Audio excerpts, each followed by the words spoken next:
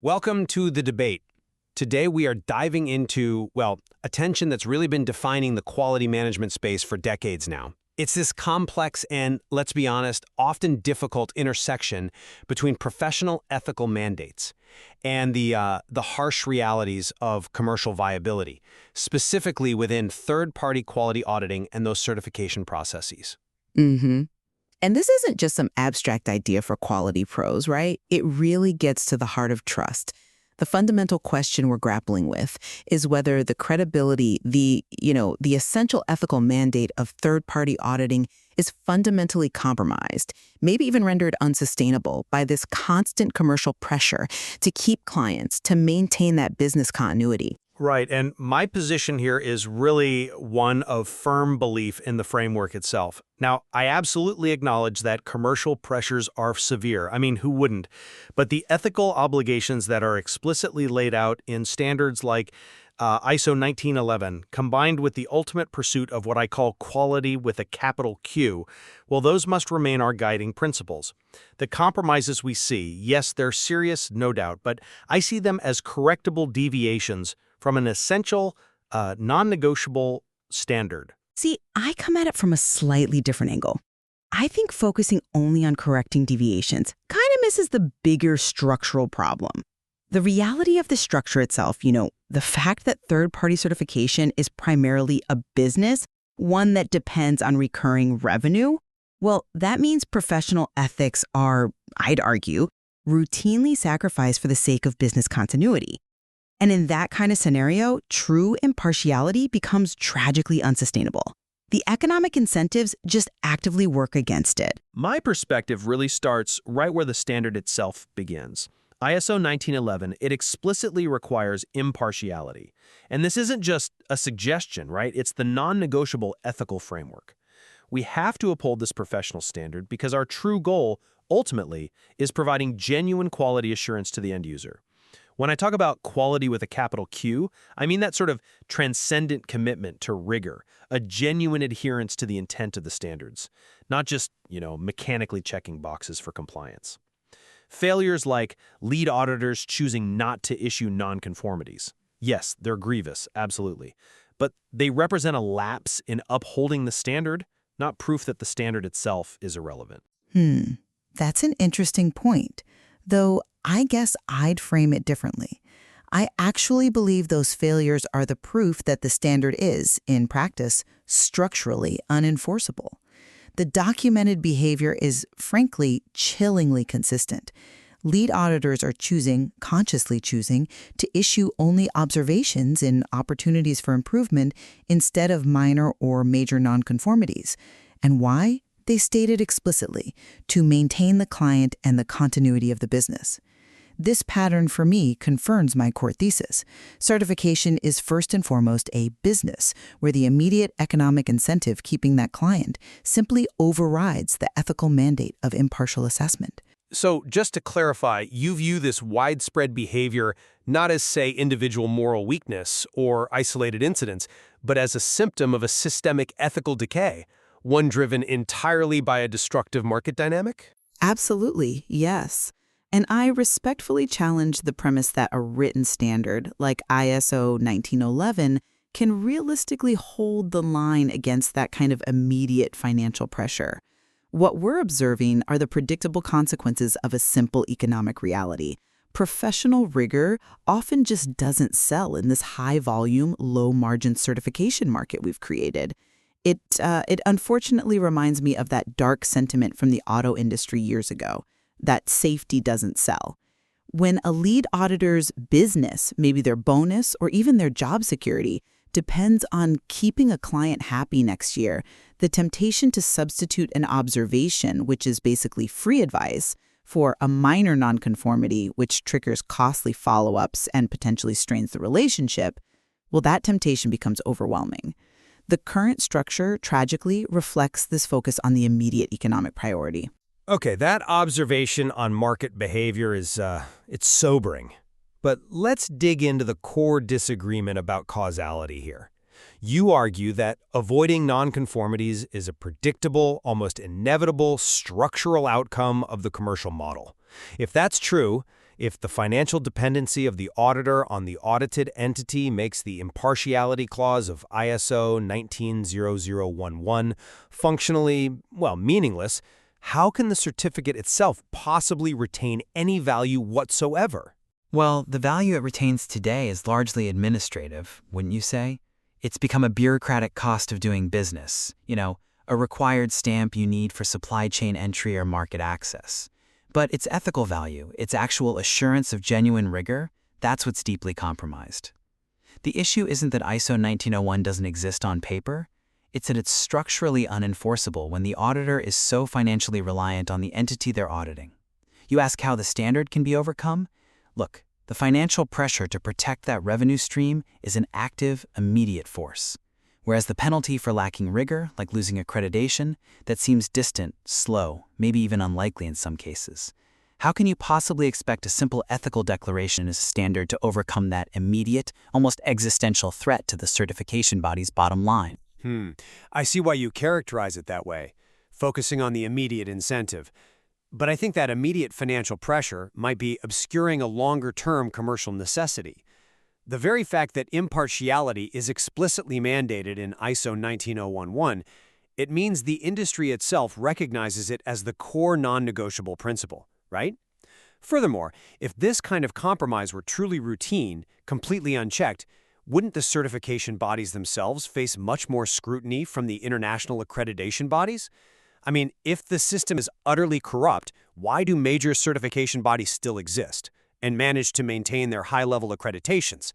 This suggests to me that while, yes, deviations occur, the institutional buffers, those accreditation mechanisms, they still enforce a minimum standard. And that's likely driven by the industry's own desire to maintain at least a veneer of credibility. We need to focus on strengthening those buffers, not dismissing the standard. Credibility is often a lagging indicator, though. And right now, I'd argue many bodies are kind of coasting on the credibility that was established decades ago. We're seeing the consequences today of prioritizing that immediate business continuity, and the market just hasn't fully registered the diminished value of the stamp yet. Okay, let's pivot slightly then to the operational environment, specifically the rapid acceleration of remote auditing, which has become so common, especially post-pandemic. How does this shift impact your assessment of credibility? Now, while remote audits clearly present verification challenges, you can't physically walk the floor, kick the tires, so to speak. Could the incorporation of advanced technological solutions actually increase transparency, perhaps offset some of that loss of on-site rigor? I'm thinking about things like AI analysis of digital evidence chains, maybe time-stamped video records, sensor data, things like that. I have to say, I'm not really convinced by that line of reasoning, mostly because the evidence I'm seeing suggests remote audits have actually exacerbated the credibility crisis, not solved it. I think you're focusing on the potential of technology, which is fair, but maybe ignoring the reality of human behavior under pressure. What we seem to be observing is that remote tools can make it easier for clients to game the system, often through quite sophisticated self-reporting. They can, apparently, quite easily, fill out self-audit forms with everything perfect, and then maybe just signal some small thing just to not seem completely fake. But surely the very act of signaling some small thing suggests there's still some pressure towards honesty, however minimal. It shows they know they can't submit a perfect report. Or it signals they understand the theatrics of compliance, not the reality of quality. It demonstrates, I think, that the auditing process has devolved into more of a form-filling exercise just designed to look adequate for the administrative requirement. It's become a box-ticking exercise where the boxes are often filled by the client themselves, and the auditor acts more like a remote rubber stamp. The shift to remote models, in my view, plays directly into this crisis of credibility because it simplifies hiding the operational reality that an experienced auditor might instantly spot during an in-person immersive visit. But technology could offer an alternative enforcement mechanism, couldn't it? Precisely because human assessors are so susceptible to bias and business pressure. Why couldn't a standardized, technologically enforced chain of digital evidence, something immutable, time-stamped, provide a more reliable check against fabricated claims than relying solely on the subjective judgment of a financially constrained lead auditor? Technology, if implemented properly, could potentially mandate transparency, reducing the opportunity for both the client and the auditor to compromise. Well, that assumes perfect, ubiquitous implementation and, frankly, an infinite budget for verification technology, doesn't it? In reality, remote auditing often seems to feed into audit fatigue. Clients start treating it as just another burdensome checkbox activity. They focus their effort on making the digital documentation look immaculate, even if the shop floor reality is chaotic. The current technological implementation, I fear, often reinforces the superficiality. Let's face it, it's probably easier to fake a perfect data set remotely than it is to convincingly stage an entire factory floor for an unannounced physical inspection. Okay, so if we accept, for the sake of argument, the grim reality you're describing, that the market demands certification primarily as a transactional cost, and that auditors are indeed prioritizing continuity over rigor, then we face your final challenge. How can this passionate call for quality to return to the first place, with that capital Q, how can that possibly be achieved without completely dismantling the existing commercialized business model? That really is the crux of the matter, isn't it?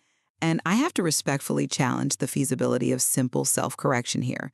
You can't just tell a certification body, whether it's publicly traded or privately owned, to sacrifice immediate measurable revenue for some abstract concept of long-term credibility that, as we've discussed, they might be demonstrably compromising daily. Where is the evidence that the market is currently punishing poor certification at a pace that actually outweighs the immediate benefit of client retention? If the serious consequences for fraud or negligence are maybe a decade away, but the rewards for compromise are in this quarter's profit report, well, the decision is pretty obvious for any rational business.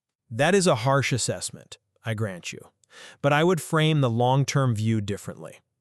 I'd argue that ultimately, fundamentally, we are all clients seeking genuine quality, whether we're individual consumers or large industrial buyers.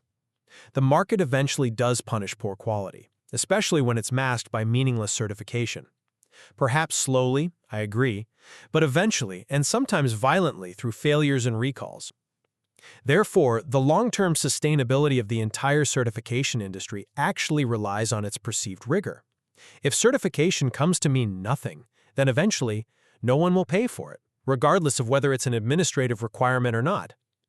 So, making the ethical choice, upholding rigorous assessment, is, in the end, the only truly viable business model, because the core product being sold is trust. If that trust erodes completely, the whole industry collapses. That's a hopeful and perhaps philosophically necessary grounding. But, hope doesn't pay the lead auditor's salary this quarter. And it doesn't guarantee the survival of the certification body next year against competitors who are willing to compromise. The evidence right now seems to show that compromise is favored precisely because the consequences feel distant, while the immediate reward, client retention, is tangible and often seen as necessary for survival. That analogy that professional ethics don't sell is tragically proving quite accurate in the short to medium term where most businesses have to operate. Well, I still stand by the necessity of adhering to these robust ethical frameworks like 1901-11 and recognizing the ultimate public interest in true quality. Temporary commercial compromises, however tempting, simply cannot justify long-term ethical erosion, especially when the very purpose of the audit is supposed to be public assurance. While acknowledging the commercial pressures are severe, the pursuit of quality with a capital Q, that deep commitment to the intent of the standard, it has to remain the goal that validates the entire audit process. We must find ways to actively incentivize rigor, to preempt the complete erosion of trust you're warning about. And I would reiterate that the documented evidence we've discussed, auditors consciously sacrificing non-conformities for business continuity, a situation potentially worsened by superficial remote self-audits, strongly suggests the ethical system has already been profoundly subjugated by commercial necessity.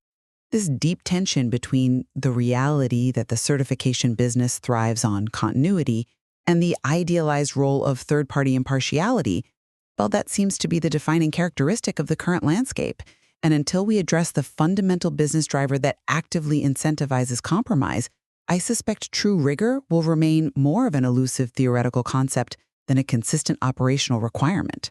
This is certainly food for thought. for every professional navigating the certification world today, where that balance between profitability and integrity is, well, constantly being tested. Thank you for this rigorous exchange on the structural pressures facing our field. My pleasure. It's a critical discussion to have.